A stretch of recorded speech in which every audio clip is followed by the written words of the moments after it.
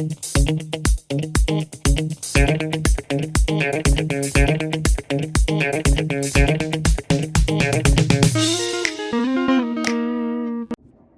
there, it's me again.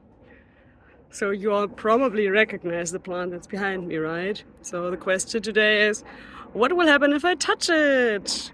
Although that one is too easy, right? So let's look at another question that might be a little bit more interesting.